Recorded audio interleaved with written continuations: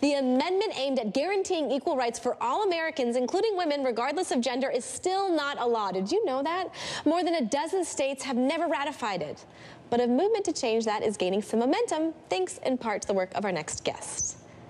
Kamala Lopez is the executive director of Equal Means Equal, and she's leading the voice in the movement to finally ratify the Equal Rights Amendment. Okay, so can you just clear this up for me? It's not ratified? Am I the only one who assumed that it was? No, 96% of Americans believe that men and women already have equal rights under the law. And I was one of those 96%. Just 10 years ago, when I found out that women still didn't have equal rights in the U.S. Constitution, and I started to look at why that matters.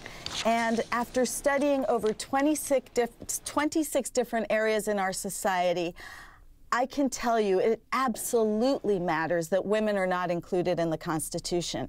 In 1982, the rush to ratify the Equal Rights Amendment stalled because people falsely believed that a deadline that had been placed on the ERA was valid.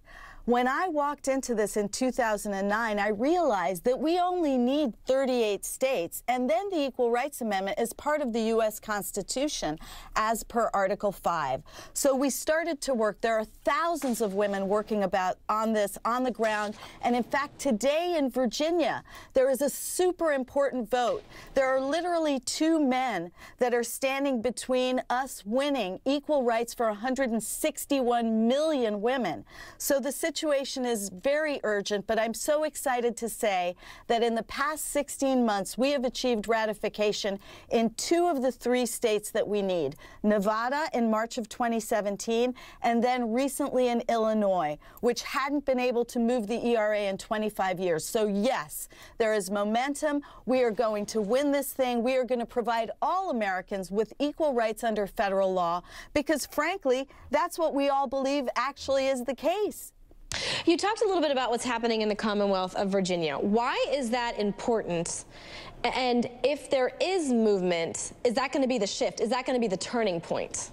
Yes, Virginia is the bottom line, and today is the bottom line day. So last week on Martin Luther King Day, the Virginia Senate voted to ratify the Equal Rights Amendment across party lines. This is not a Republican issue or a Democratic issue. Frankly, the Equal Rights Amendment was written as a Republican piece of legislation, but over time it is just accepted by everybody. So we were so happy to see the Virginia Senate ratify the ERA, but then now we've come to the House, and there's a gentleman by the name of Mark Cole who has put the ERA in a kill committee.